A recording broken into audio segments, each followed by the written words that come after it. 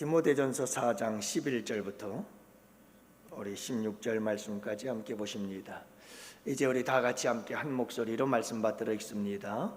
너는 이것들을 명하고 가르치라.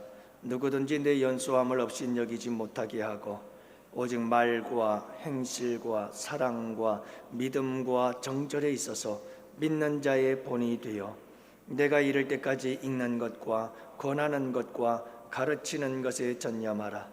내 속에 있는 은사 곧 장로의 회에서 안수받을 때에 예언을 통하여 받은 것을 가볍게 여기지 말며 이 모든 일에 전심전력하여 너의 성숙함을 모든 사람에게 나타나게 하라. 내가 내 자신과 가르침을 살피어 이 일을 계속하라. 이것을 행함으로 내 자신과 내게 듣는 자를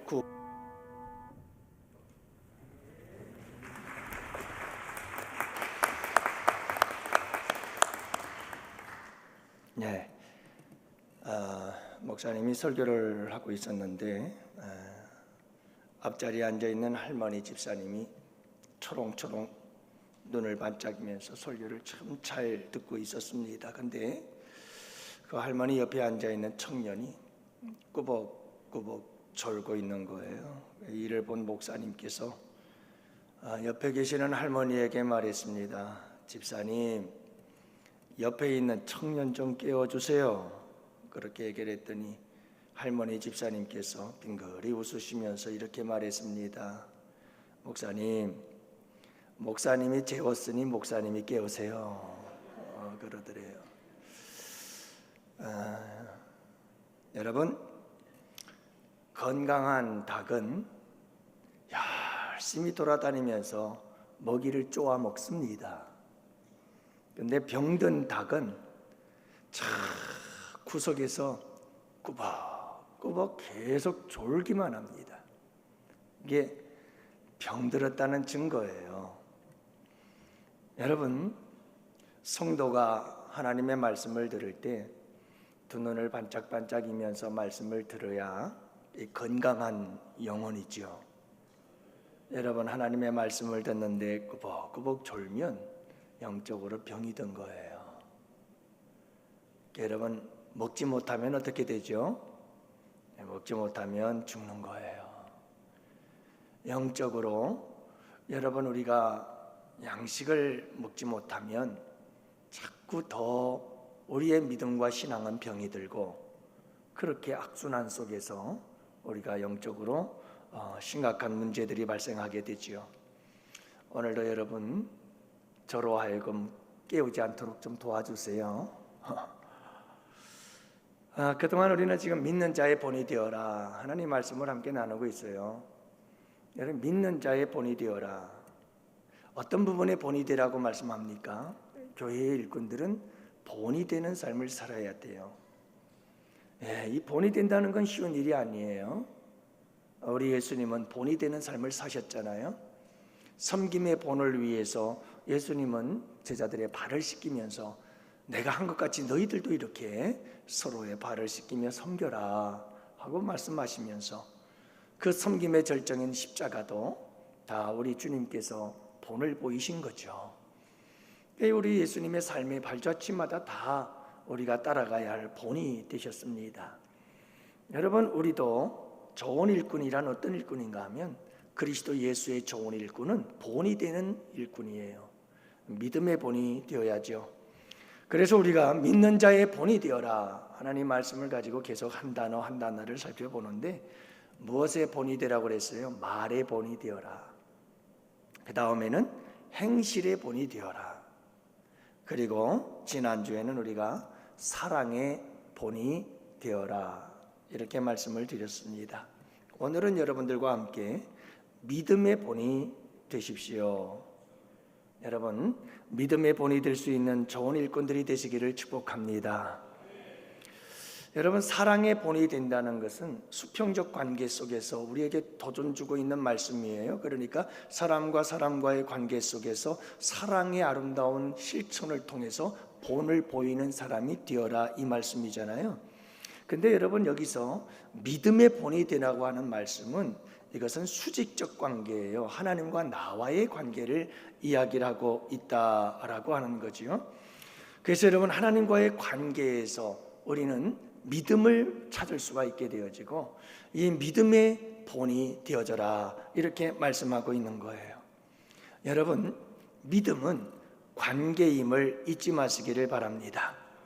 항상 제가 강조하는 게 그거예요. 믿음은 관계예요. 그래서 성경을 보면 끊임없이 하나님과 우리를 관계로 연결짓기를 해요. 계속해서 관계에 대해서 연결을 시켜요. 나는 창조주, 너희들은 피조물.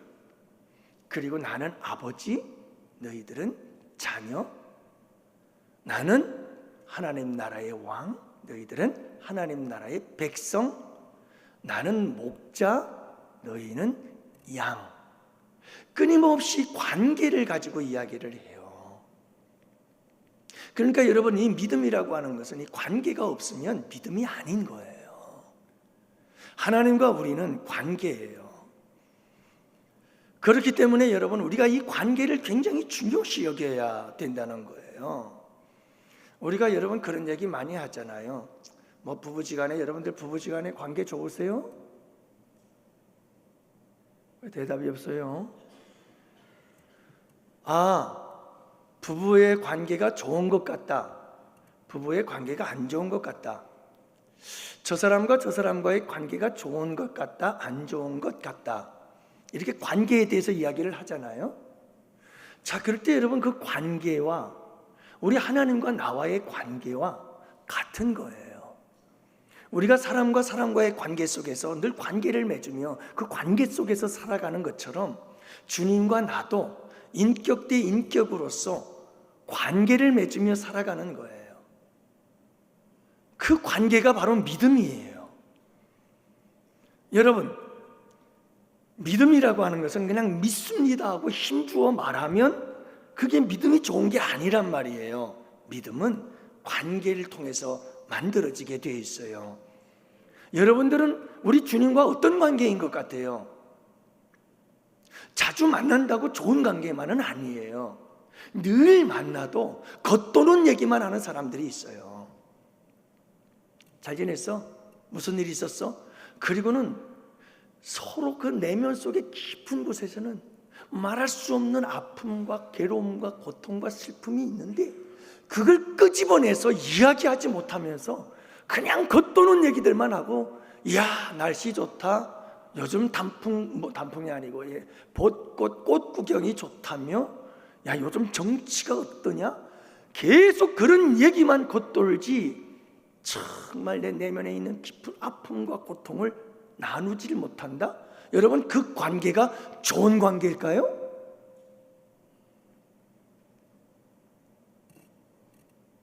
여러분, 아무리 하나님을 오래 믿고 신앙생활을 오래 했다 할지라도 그 관계의 깊이가 달라요. 진짜 좋은 믿음은 하나님과 나와의 관계가 깊은 관계예요. 부부처럼 깊은 관계가 되어야 돼요. 서로를 너무나 잘 아는 관계가 되어야 돼요. 그리고 모든 것을 다 이야기해도 부끄럽지 않은 그런 관계가 되어야 되는 거예요. 그래서 여러분, 아담과 하와, 성경에 왜 이런 이야기를, 부끄러운 얘기를 할까요? 벌거벗었으나 부끄러워하지 아니하더라. 이유가 있어요. 정말 진정한 부부의 관계란 그런 거라는 거예요. 아무리 부끄러운 일이 있어도 부끄럽지 않아요. 그게 부부의 관계예요. 정말 좋은 부부는 그런 거예요. 그래서 여러분, 하나님과 우리와의 관계도 그런 관계여야 되는 거예요. 그 깊이가 관계의 깊이인 거죠. 여러분, 우리는 지금 우리 주님과 얼마나 깊은 관계를 맺고 있나요? 그게 우리의 믿음의 수준이에요. 사랑하는 성도 여러분, 우리 주님과 정말 아름다운 관계를 만들어 가시는 여러분들 되시기를 축복해요. 우리 주님과 아주 친밀하게, 주님이 나를 잘 알고 내가 주님을 잘 알고, 주님의 음성인지 사탄 마귀의 음성인지 세상의 음성인지 사람의 음성인지도 여러분 우리 주님께서 그 비유로 말씀하시잖아요. 목자는 양을 알고 양은 목자의 음성을 알고 그 서로가 너무너무 잘 알아. 그냥 탁 들어도 이게 주님의 음성이구나, 이게 사탄 마귀의 속삭임이구나, 이게 사람들의 이야기구나, 이건 세상의 유혹이구나, 한 번에 탁탁탁탁 알아챌 수 있어야 되는 거 아니에요? 그래야 하나님과 나와 깊은 관계에 있는 거 아니겠어요? 그게 믿음인 거예요. 그게 그분과의 관계. 여러분, 믿음은 신뢰와 확신인 줄을 믿으시기 바랍니다. 믿음이라고 하는 단어 자체가 신뢰하고 확신하는 것을 의미하고 있잖아요. 관계 속에서 서로에 대한 신뢰와 확신이 있느냐 없느냐, 이게 중요한 거잖아요. 여러분, 서로가 서로에 대한 신뢰가 깨어져 버렸는데 거기서 좋은 관계가 나올 수가 없는 거예요. 신뢰는 좋은 관계의 절대적이에요. 많은 부부들 그리고 많은 사람들의 관계에 왜 깨어지느냐 하면 그 관계가 깨어지는 곳에는 반드시 신뢰가 깨어졌기 때문에 그래요. 서로의 신뢰가 깨어지고 나면 그 신뢰를 회복하는 게 쉽지가 않고, 한번 신뢰가 무너지면 그 무너진 신뢰를 다시 일으켜 세우는 게 여러분 쉽지 않습니다. 여러분, 우리 주님과의 관계도 마찬가지거든요. 하나님과 우리와의 신뢰, 우리가 얼마나 하나님을 확신하고 있느냐라고 하는 것, 이게 하나님과 우리와의 관계를 보여주고 있는 것이고, 그게 좋은 관계냐 안 좋은 관계냐, 얼마나 깊은 관계냐를 보여주고 있는 거예요. 그 신뢰도. 그러니까 여러분, 우리가 서로가 서로를 함께 살아갈 때 보면 저 사람은 참 신뢰가 가는 사람, 참 믿을 만한 사람, 저 사람은 말을 해도 그 말에 대해서 꼭 약속을 지키려고 참 신실한 사람이야, 저 사람은 참 믿음직스러워 라고 사람들과의 관계 속에서 신뢰를 주는 사람은 어떤 사람들과의 관계 속에서도 잘 신뢰하며 좋은 관계를 맺어갈 수가 있어요. 그런데 신뢰가 안 되는 사람들이 있어요. 저 사람 어떻게 좀 믿을 수가 있을까? 정말 저렇게 할까? 하는 의문을 던질 수밖에 없는 사람들이 있죠. 이런 사람들은 어디를 가서 뭘 해도 좋은 관계를 맺을 수가 없어요. 깊은 관계를 맺을 수가 없어요. 여러분, 마찬가지로 하나님의 나에 대해서, 내가 하나님에 대해서 얼마나 신뢰도를 가지고 있느냐 하는 거예요. 여러분, 과연 우리는 하나님에 대해서 어느 정도의 신뢰도를 가지고 신앙생활을 하고 있습니까? 이 신뢰 관계가 여러분 정말 하나님께서 그래, 넌 정말 신실하구나, 다윗과 같이 인정받을 수 있는, 그렇게 하나님께서 인정해 주는, 예수님께서 난 너만한 믿음 본 적이 없다, 이렇게 딱 인정해 줄 수 있는, 너무 분명한 거예요. 예수님에 대한 그 확신이, 그 신뢰가. 여러분, 이와 같은 믿음의 사람들이 되실 수 있기를 축복합니다. 세 번째는, 믿음은 행동을 통해서 증명이 되어져야 돼요. 그래서 살아있는 믿음과 죽은 믿음이 있잖아요. 여러분, 우리가 어떤 믿음을 가지고 살 것인가? 살아있는 믿음은 반드시 삶을 통해서 그 믿음을 증거해요. 믿음은 증거가 있을 때 참된 믿음이 되는 거죠. 여러분, 우리가 서로가 서로를 대할 때에 사람과 사람과의 관계 속에서도 여러분, 이 믿음이라고 하는 것은 어떻게 맺어지느냐 하면 행동에 따라서 맺어지잖아요. 그 사람이 나에 대해서 어떻게 행동하는지, 나를 함부로 대하거나 무리하게 대하거나 이렇게 하면 이건 나를 신뢰한다는 게 아니거든요. 이런 행동 속에서는 모든 믿음이 다 깨져요. 하나님께 대해서도 마찬가지예요. 여러분, 우리가 하나님에 대한 태도, 하나님에 대한 태도에 따라서 우리의 믿음이 증명이 되는 거예요. 그 믿음이 정말 살아있는 믿음인지 죽은 믿음인지, 그 믿음이 큰 믿음인지 작은 믿음인지, 그것은 하나님을 대하는 우리의 태도를 보면 알아요. 어떻게 우리가 하나님을 대하는 태도와 떨어져서 하나님에 대한 믿음을 얘기를 하겠느냐고요. 그분에 대한 믿음의 크기는 그분에 대한 우리의 삶의 태도예요. 행동의 태도인 거예요. 여러분, 그래서 예배에 대한 우리의 태도를 보면 그 사람의 믿음이 보여요. 믿음이 있는지 없는지, 그 믿음이 큰 믿음인지 작은 믿음인지 예배를 보면 알아요. 예배를 보면 이렇게 주일을 온전하게 성수하는 여러분들이 얼마나 여러분 믿음이 있으니까 이 자리에 이만큼 앉아 있는 거예요. 성숙한 믿음이고요, 우리 주님 앞에서 깊은 믿음이고 큰 믿음인 줄로 믿습니다. 여러분, 오늘 우리 권사님들 찬양했습니다만 우리 마리아 찬양단 얼마나 힘들겠어요. 새벽 예배 드리죠. 아침에 나와서부터 주방에서 봉사하느라고 어제부터 그 주방에서 열심히 일을 하고 설거지하고 정리하고, 그리고 또다시 와가지고 찬양단 하고, 여러분 얼마나 힘들겠어요. 그럼에도 불구하고 여러분이 이렇게 저녁 예배까지 온전히 주님께 예배를 드릴 수 있다는 것은 그만큼 믿음의 깊이가 있는 줄로 믿습니다. 믿음이 있기 때문에 이런 행동이 나오는 거거든요. 우리 성도들의 봉사와 섬김들을 바라보면 다 그게 믿음에서 나오는 믿음의 크기요 믿음의 깊이인 것을 알 수가 있습니다. 기도 생활을 보면 우리는 그 사람의 믿음이 얼마만큼인지를 알 수가 있어요. 기도와 믿음은 한 세트잖아요. 믿으니까 기도하는 거죠. 기도한다는 것은 믿기 때문에 기도하는 거잖아요. 못 믿으면 어떻게 기도합니까? 기도할 이유도 없죠. 그래서 믿음이 없는 사람들은 기도 안 해요.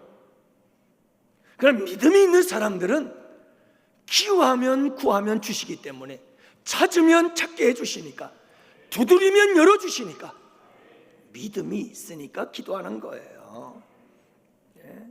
그리고 여러분, 이 믿음과 기도가 만나면 거기에 기적의 역사가 일어나는 줄 믿습니다. 그래요. 이게 아름다운 조합이거든요. 정말 아름다운 조합이에요. 믿음과 기도, 기도와 믿음이 탁 마주치면 그곳에 역사가 일어나는 거예요. 여러분, 믿음의 기도, 이것은 능력인 줄 믿으시기 바랍니다. 헌금 생활을 보면 그 사람의 믿음이 보이죠. 여러분, 우리가 하나님께 드리는 이 드림 중에서 가장 소중한 드림, 그 드림이 뭘까요? 여러분, 우리가 시간을 드리고, 그리고 우리의 건강을 드리고 체력을 드리고, 우리 주님 앞에 드림이 많이 있습니다마는 우리의 재능과 달란트를 드리고 이렇게 많은 것을 드리지만, 그 드림 중에서 또 소중한 것이 있다고 한다면 물질을 주님께 드림이 소중한 것 아니겠어요? 그러면 여러분, 우리에게 중요한 것은 그겁니다. 하나님께 우리가 드림이, 특히 물질을 드림에 대해서 그 물질의 드림이 우리의 믿음을 어느 정도인지를 보여주는 것 아니겠어요? 이 우리의 믿음이 작은 믿음인지 큰 믿음인지는 그것을 보면 알 수 있지 않겠습니까? 여러분, 주님께 예물을 드림이 아깝게 여겨진다면 그건 믿음이 아직도 적은 거죠. 정말 아름답고 큰 믿음은 주님께 드려도 부족하다고 느끼는 믿음이 참 아름다운 믿음이리라 저는 믿습니다. 여러분, 요즘 금값이 더구만요. 금값이 좋을 때는 뭐라고 말해야 됩니까? 다른 것들이 소중할 땐 금값이라고 얘기를 하는데, 금값이 금값이면 뭐라고 말을 하죠? 금값이 대단해요. 요즘 한 돈에 40만 원이 넘는가 봐요. 우리 아이들이 돌잔치 할 때쯤 생각을 이렇게 되씹어 보니까 그때는 뭐 한 돈에 4만 5천 원, 4만 7천 원, 5만 원 그럴 때였는 것 같아요. 애기들 돌반지, 가락지 하나. 그런데 요즘은 얼마나 비싸졌는지 모르겠어요. 근데 여러분, 어떤 분이 회사를 다니다가 포상으로 받은 금 가락지나 이런 거, 또 심지어 어머니로부터 물려받은 그런 금 가락지 같은 거, 여러분 얼마나 소중해요. 얼마나 소중합니까? 근데 여러분, 이 소중한 것을 다 팔아서 하나님께 드릴 수 있다는 거, 여러분, 이게 쉬운 일이겠어요? 요즘같이 금값인데, 예? 이게 여러분 믿음이 없으면 가능하겠어요? 믿음의 증거인 줄로 믿습니다. 이 믿음은요, 우리의 행동을 통해서 나타나게 되어 있어요. 그건 밖으로 드러내서 보여지게 되어 있어요. 절대로 살아있는 믿음은 우리의 마음속에 감추어져 있지 않아요. 살아있는 믿음은 우리의 마음속으로부터 시작해서 그것은 손과 발을 통해서, 행동을 통해서 나타나게 되어 있음을 믿으시기 바랍니다. 여러분, 이런 아름다운 본이 우리 양원재단에 있게 되기를 축복하고요, 우리 모두가 이런 아름다운 본으로 살아갈 수 있는 성도들이 되시기를 축복합니다. 네 번째로 믿음의 대상은 예수님이죠. 여러분, 예수님이 우리 믿음의 대상인 줄을 믿으시기 바랍니다. 예수님 외에는 구원 얻을 만한 다른 이름을 주신 적이 없어요. 그래서 예수님만이 우리의 믿음의 대상입니다. 예수님을 믿도록 감동하시는 분은 성령이시고요, 성령께서 우리의 무지함을, 영적 무지함을 깨닫게 하시고, 우리 주님께 성령께서 역사하셔서 감화감동하셔서 예수 그리스도, 그분이 나의 구주가 되신다는 사실을 알게 하고 깨닫게 하고 믿고 영접하게 하심으로 우리가 예수님을 구주로 영접하는 역사가 일어나게 되는 줄 믿으시기 바랍니다. 여러분, 우리에게 중요한 것은 믿음의 대상 예수님이다. 우리는 이 믿음의 대상에 집중할 수 있어야 돼요. 여러분, 우리의 믿음의 대상, 우리의 신앙생활의 대상이 하나님이시고 예수님이에요. 할렐루야. 정말 그러신가요? 그래야 돼요. 주 예수보다도 귀한 것은 없네. 이 세상 명예와 바꿀 수 없고, 부귀와 바꿀 수 없고, 이 세상 그 모든 자랑 그 무엇과도 바꿀 수 없네. 여러분, 이 고백이 어디서 나오는 줄 아세요? 믿음의 대상이신 하나님께 집중할 때 나와요. 믿음의 대상이신 예수 그리스도에게 집중할 때 나오는 거예요. 근데 많은 사람들이 우리의 믿음의 대상이신 그분을 놓쳐버릴 때가 많아요. 그리고 그분이 주시는 결과물에만 집중하는 경향이 커요. 하나님이 믿음의 대상이고, 예수님이 믿음의 대상이고, 성령이 믿음의 대상인데, 그 믿음의 대상을 깜빡 잊어버리고는 그분이 주실 것에 대해서 집착하고 집중하는 경향이 많다는 말이에요. 이것은 믿음의 대상의 핀트가 바뀌어진 거예요. 잘못 되어져 가고 있다는 거예요. 그래서 여러분, 우리에게 정말 중요한 것이 뭐냐 하면, 우리가 하나님을 믿을 때 이제는 이 믿음의 방향을 바꿔야 돼요. 어린 믿음은 그럴 수 있어요. 이제 막 걸음마하고 어린 아이와 같은 믿음을 가지고 이제 막 자라나고 신앙을 출발한 사람들이야, 여러분, 하나님께서 주시는 것을 바라보죠. 어린 아이들은 부모님이 주는 것만 바라보잖아요. 그죠? 근데 우리가 신앙생활을 좀 했다고 한다면, 이제 여러분, 우리의 믿음의 대상을, 우리 신앙생활의 대상을 하나님께로, 예수님께로, 성령님께로 집중하셔서 그분만으로 만족합니다. 여러분, 이 고백을 가지고 살아갈 수 있는 믿음의 사람들이 되실 수 있기를 축복해요. 그게 아름다운 믿음, 큰 믿음, 귀한 믿음이거든요. 믿음이 어리면 어릴수록 하나님께서 주시는 것에 매달려요. 그래서 어린아이들이 막 달라고 졸라대죠. 그러다가 탁 주면 이제 내가 원하는 거 받았다? 부모님이고 할아버지 할머니고 관심도 없어요. 오로지 내가 원하는 것을 받기를 원했던 거죠. 그것은요, 믿음의 대상이 잘못된 거예요. 흔히 우리가 그래요. 하나님께서 내게 주실 것이 무엇인가? 오직 거기에만 매달려 있어요. 내가 하나님을 통해서 무엇을 받아야 될 것인가? 여기에 매달려 있어요. 맞아요. 우리는 그럴 수밖에 없는 존재예요. 그게 필요해요. 하지만 여러분, 이제 우리의 마음과 생각의 방향을, 우리의 믿음의 방향을 좀 바꾸면 어떨까요? 주님이 내게 어떤 걸 주든 안 주시든 상관없어요.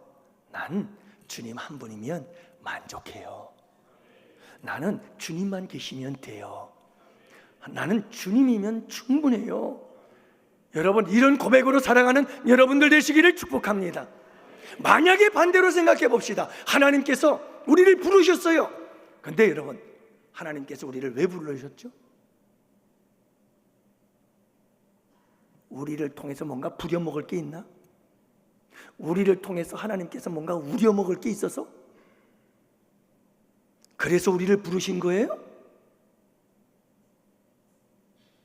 여러분, 우리 하나님은 우리가 주님을 위해서 뭘 하느냐 안 하는 것도 중요하지만, 하나님이 이 세상에서 가장 소중하게 여기는 것은 우리가 주님께 뭘 하는 것도 소중하지만 우리 자신 자체를, 우리 존재 자체를 하나님은 가장 기뻐하시는 줄 믿으시기 바랍니다.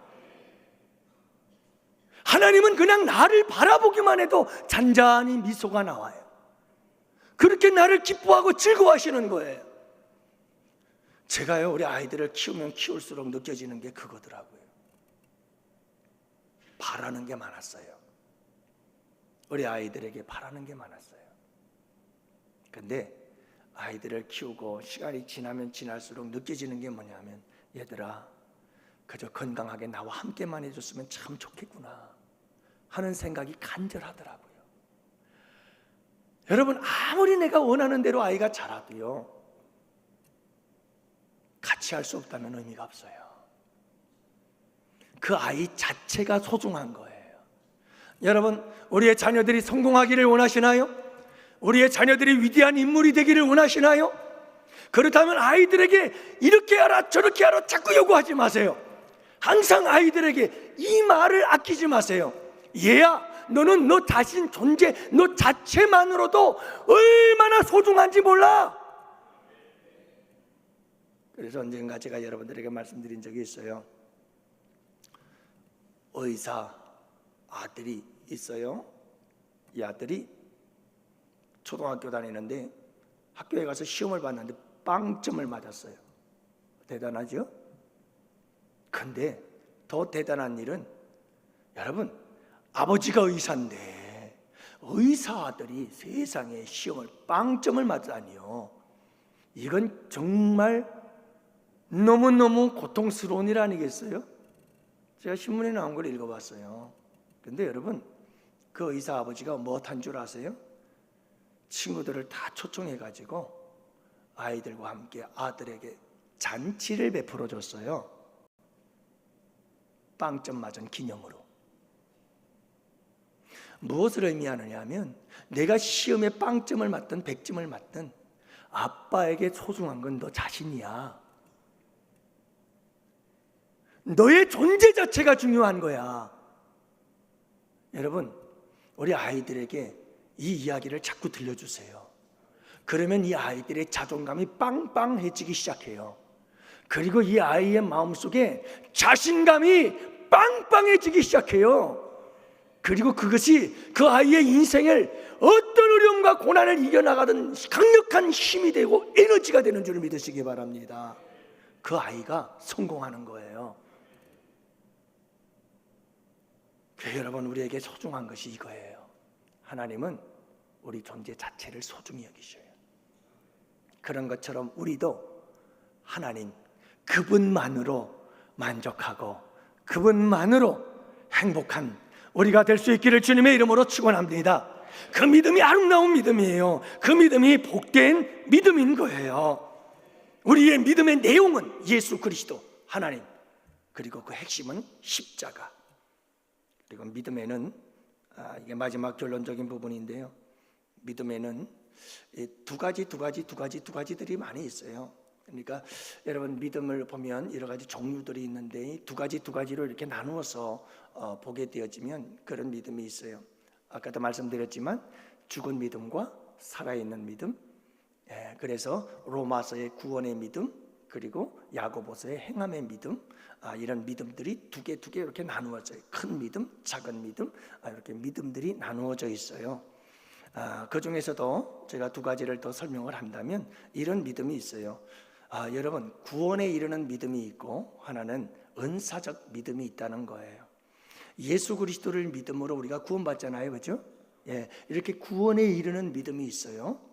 그런가 하면 은사적 믿음이 있다고 얘기를 해요. 이 은사적 믿음은 성령께서 그때마다 비상적으로 역사하셔서 특별한 상황에서 믿음을 더하심으로 그 믿음을 통해서 놀라운 일을 행하게 하는 은사예요. 그래서 은사적 믿음은 공동체의 유익을 위해서 주시는 것이고요, 이 은사적 믿음은 하나님의 뜻을 따라서 봉사하고 섬기고 싶은 갈망, 하나님의 영광을 위해서 정말 아름답게 쓰임받는 자가 되고 싶은 간절한 마음을 갖고 기도하는 자들에게 하나님께서 주시는 것인데, 이것은 하나님의 주권이고 성령의 주권이라는 것을 잊지 마시기를 바랍니다. 그래서 어떤 사람들이 그런 말을 해요. 야, 무조건 구하면 얻어. 여러분, 그렇지 않습니다. 누구나 모든 사람이 구하면 다 얻는 거야. 그렇지 않습니다. 여러분, 주고 안 주고는 누구의 뜻에 달려있다? 하나님의 뜻에 달려있다. 그게 주권적이라는 거예요. 아무리 우리가 구해도 하나님께서 보실 때 아니면 아니에요. 그러므로 여러분, 우리에게는 이 은사적 믿음을 하나님께서 주실 때가 있거든요. 이런 믿음을 통해서 우리에게는 놀라운 기적의 역사들이 일어나게 되기도 해요. 여러분, 이런 믿음이 있어요. 또 두 가지의 믿음이 있다고 합니다. 우리 양원교회 성도들이 이런 믿음의 기도, 은사적 믿음 가지고 여러분 큰 역사를 이루시는 분들이 계셨으면 좋겠어요. 하나님께서 주신 거거든요. 단 정말 조심해야 될 게 있는데 그게 뭐냐면 교만이에요. 이거를 자기의 영광을 위해서 쓰는 거예요. 이게 병들기 시작했다는 사인은 어디에서부터 오느냐면 자기가 받은 은사를 가지고 남을 헐뜯고 비난하고 비방하기 시작하면 그때부터 이건 심각한 병에 걸린 거예요. 이미 교만의 병에 걸린 거죠. 여러분, 말씀을 드렸듯이 하나님께서 우리에게 주신 모든 은사는 공동체를 위한 거예요. 다시 말하면 교회를 세우기 위한 거예요. 교회의 덕과 유익을 위한 거예요. 여기서 벗어나면 안 되는 거예요. 고린도 교회가 그래서 병들었던 거죠. 또 한 가지의 믿음의 한 세트가 있어요. 두 가지 믿음이 있는데 그 믿음이 뭐냐면 로마서 1장 17절에 나오는 믿음이에요.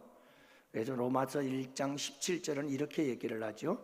복음에는 하나님의 의가 나타나서 믿음으로 믿음에 이르게 하나니 기록된 바 오직 의인은 믿음으로 말미암아 살리라 함과 같으니라. 그랬어요. 그런데 여러분 잘 보세요. 하나님의 의가 나타나서 믿음으로 믿음에 이르게 하나니, 앞에 있는 믿음은 뭐고 뒤에 있는 믿음은 뭐죠? 믿음으로 믿음에 이르게 한대요. 앞에 있는 믿음과 뒤에 있는 믿음이 같은 거예요? 지금 다른 거예요? 물론 본질은 같아요. 그러나 분명한 것은 차이가 있어요. 그렇죠? 믿음으로 믿음에 이르게 한다는 거예요. 그러면 앞에 있는 믿음은 뭐고 뒤에 있는 믿음은 뭘까? 라고 하는 거죠. 여러분, 복음에는 하나님의 의가 나타나서 믿음으로 믿음에 이르게 한다. 앞에 있는 믿음은 예수 그리스도를 믿고 구원받은 믿음이에요. 그 믿음은 시작의 믿음이에요. 할렐루야. 그렇죠? 근데 여러분, 그 시작의 믿음, 예수 그리스도를 믿고 구원받았어 라고 하는 그 시작의 믿음, 이 믿음에 머물러 있으면 안 된다는 거예요. 복음은 난 예수 믿고 구원받았어 라고 하는 이 앞에 있는 믿음에서 끝나면 안 된다는 말이에요. 복음은 그것만을 위해서 주어진 게 아니라는 거예요.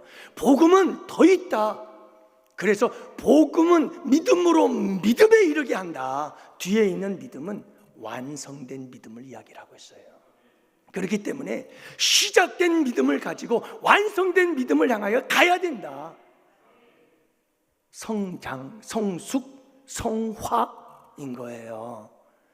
그래서 여러분, 우리에게 이 좀 믿음이 함께 이루어져 나가야 돼요. 난 예수 믿고 구원 받았어. 이건 시작이에요.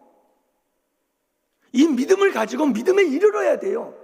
완전한 구원에 이르러야 돼요. 성숙한 믿음으로 나아가야 돼요. 완전한 믿음으로까지 끊임없이 추구하고 갈망하며 우리는 나아가야 되는 거예요. 그래서 의인은 무엇으로 산다? 믿음으로 사는 거예요. 믿음으로 시작해서 믿음으로 살고 믿음으로 완성하는 것. 그래서 의인은, 오직 의인은 믿음을 떠나서는 아무것도 없다. 의인은 믿음으로 사는 거예요. 그 이야기거든요.